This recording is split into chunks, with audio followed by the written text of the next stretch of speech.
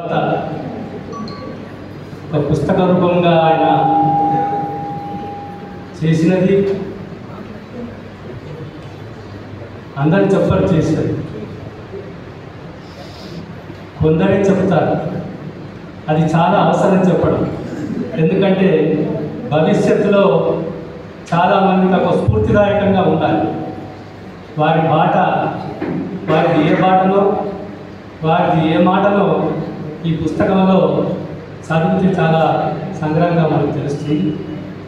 కనుక మీరు అందరూ తప్పనిసరిగా ఈ పుస్తకాన్ని చదువుకోండి. సార్ వారందరికీ చిరపరిచితమే. సార్ అభిమానులు, సార్తో పనిచేసినటువంటి వాళ్ళు, ఉద్యమాల్లో పనిచేసినటువంటి వాళ్ళు, సార్ బంధువులు అందరికీ అభినందన తెలియజేస్తూ, చెప్పాలంటే చాలా ఉంది, వక్తలు చాలా చెప్తారు. వచ్చే వక్తలు కూడా చాలామంది ఉన్నారు. వాళ్ళు చెప్పినటువంటి దాన్ని మనం అందులో ఉన్నటువంటి సారాంశాన్ని, ఏ విధంగా సార్ చేసినటువంటి పని, ముఖ్యంగా ఉద్యమ జీవితం, ఉద్యోగంలో ఆయన ఉద్యమ జీవితం ఎలా కొనసాగింది, ముఖ్యంగా ప్రత్యేక తెలంగాణ ఉద్యమానికి ఆనాడు జనసభలో సాగు చేసినటువంటి పాత్ర, ఆనాడు జనసభ ఒక చారిత్రక సందర్భం. ఆ జనసభనే ఈ తెలంగాణ ఉద్యమానికి ఊపిరులు పోసింది. ఇవాళ మనం అనుభవిస్తున్నటువంటి తెలంగాణ, ఇవాళ మనం చెప్పుకుంటున్నటువంటి రాష్ట్రానికి జనసభ తన శక్తియుక్తుల్ని కూడగట్టుకొని పోరాటానికి ఉద్యుక్తులను చేసినటువంటి సందర్భం. అది ఒక చారిత్రక సందర్భం. ఇప్పుడు వ్యక్తి యొక్క జీవితం వేరు కాదు, వ్యక్తి జీవితం సామూహిక జీవితమే, వ్యక్తి జీవితం సామాజిక జీవితమే. వ్యక్తి యొక్క చైతన్యం సామాజిక చైతన్యమే ఉంటుంది. కనుక ఈ సమాజాన్ని ప్రస్ఫుటం చేసేటువంటి సందర్భాలు అనేకంగా మనం చూస్తూ ఉంటాం ఈయన జీవితంలో. ఇంకా అనేక చెడులతో, అనేక రుగ్మతలతో, అనేకమైనటువంటి అవకతవకలతో ఉన్నటువంటి సమాజం. ఈ సమాజం మనం అంతా ఒకటిగా కనబడుతున్నాం, కానీ మనలో అనేకమైన భిన్నమైనటువంటి అభిప్రాయాలే కాదు, భిన్నమైనటువంటి వాతావరణం కూడా ఉంది. భిన్నం అంటే ఒక ఉద్యమంలో సంతృప్తి ఉండొచ్చు, కాకపోతే మనలో ఇన్ని జాడ్యాలు ఉన్నాయి. కులము, మతము అనేటువంటి జాడ్యం, స్త్రీ పురుష అనేటువంటి జాడ్యం, ప్రాంతం అనే జాడ్యాలు, ఇవన్నీ ఇప్పుడు విశృంఖలంగా మనకు వ్యాపించున్నటువంటి వీటిని తొలగించుకునేటువంటి కర్తవ్యం మనం ఉన్నదని ఈ పుస్తకం ద్వారా, ఈ సారాంశం ద్వారా మనకు అర్థం కావాలి. ఎందుకంటే ఈనాటి సమాజంలో ఇంకా రెచ్చిపోయింది, ఇంకా ఈ అసమానతలు రెచ్చిపోయినాయి, ఈ అవకతవకల రాజ్యం ఇంకా రెచ్చిపోతున్నట్టు మనం తప్పించుకోవాలి. బ్రాహ్మణీయ సంస్కృతి మనల్ని కాటేసి చూస్తున్నది. అడుగడుగునా మనల్ని వేరుగా ఒక మతంగా, ఒక కులంగా, వైషమ్యాలు ఉండేటువంటి సమాజంలో మనం ఉన్నాం. కనుక తప్పనిసరిగా మనం ఆలోచించి సార్కు సార్ చేసినటువంటి దాన్ని శ్లాఘిస్తూ, రేపు ముందు మన స్ఫూర్తిగా ఆ బాటలో కూడా మనం పయనించాలని, ఆ బాటలో పయనించేందుకు మన వచ్చేటువంటి జనరేషన్ కూడా ఒక స్ఫూర్తిదాయకంగా తెలియజెప్పాలని, ఇలా తెలియజెప్పినప్పుడే సమాజం కూడా చైతన్యవంతమవుతుందని తెలియజెప్తూ, ఇప్పుడు విధానము ఆ యొక్క దశ. ఇక మూడో దశ వృద్ధాప్య దశ. ఈ 3 దశలలో ఆ పుస్తకం రాసినట్టుగా నేను గమనించిన. నేను ఆ పుట్టుదైన అయితే మొదటి భాగం ఏముందో, మొదటి భాగం అంతా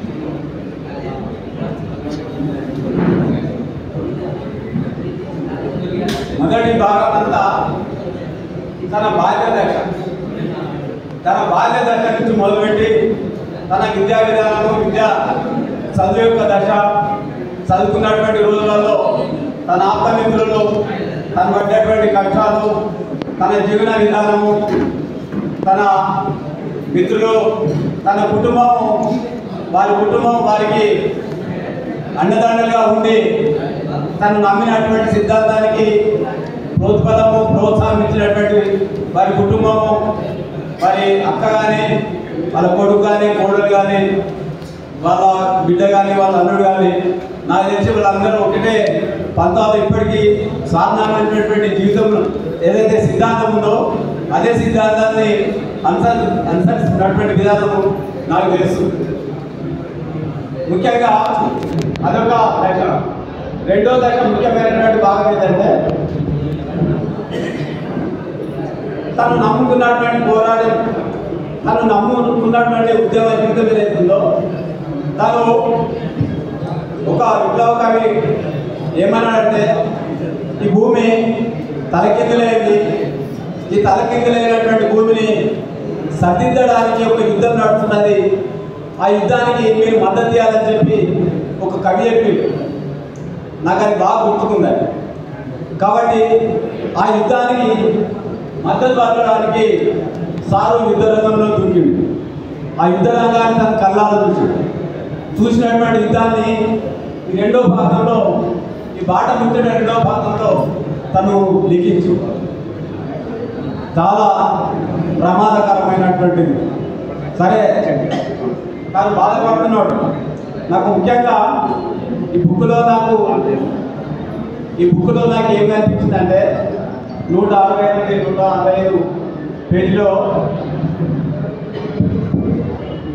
తను తప్పించుకొని వస్తున్నటువంటి క్రమంలో ఒక యువకుడు చాలా స్పీడ్గా కాపరాగా ఆ బస్సు అందుకోవడానికి వస్తున్నటువంటి ఆదరాబాద్ అనేటువంటి పరిస్థితి సార్ కళ్ళారు చూసిపోయినటువంటి అది ఎవరు ఎక్కి సారు సీట్ పక్క కూర్చున్నాడు.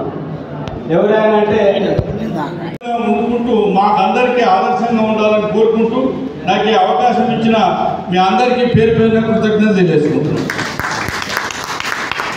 సమావేశకర్త కవి, సాంఘిక సాంస్కృతిక సాంకేతిక అన్ని రంగాలకు అవినాభావ సంబంధం ఉన్నటువంటి కవి, డాష్ మీద ఉన్నటువంటి మిత్రుడు,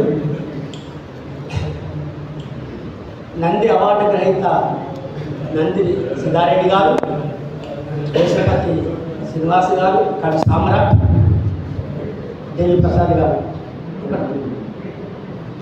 అయితే నేను ఒకటే నిమిషం వాస్తవం సార్కు నాకు 20-30 ఏళ్ళ సోపతి వర్కల మండలంలో ఇద్దరం పనిచేసినాం. సోపతి అంటే ఏంటి? ఒక 100 పుస్తకాల కంటే ఒక మంచి మిత్రుడు దొరకడం గొప్ప.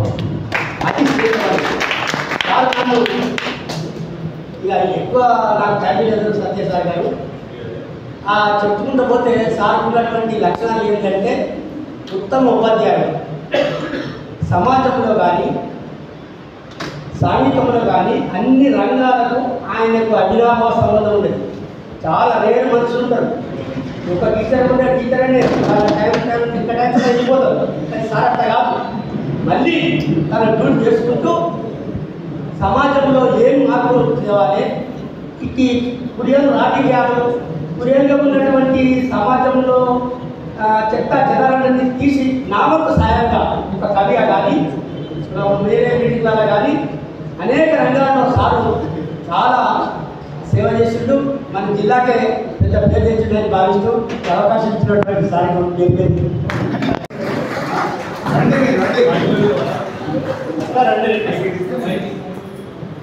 హేమలత మేడం బాలరెడ్డి గారు కూడా వేదిక మీకు రావాలి. బాలరెడ్డి గారు వాళ్ళ కుటుంబ సభ్యులు కొడుకుంటే కొడుకు కూడా పైకి రండి. కొడుకు కోడలు అనుకుంటే కూతురు రండేమో.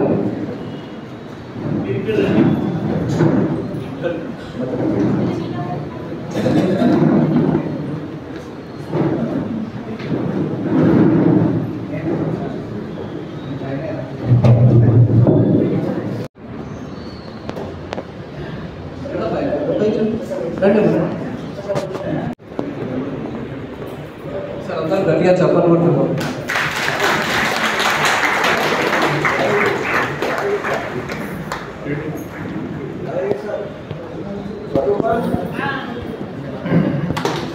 యాదగిరి సార్ ఉన్నారా?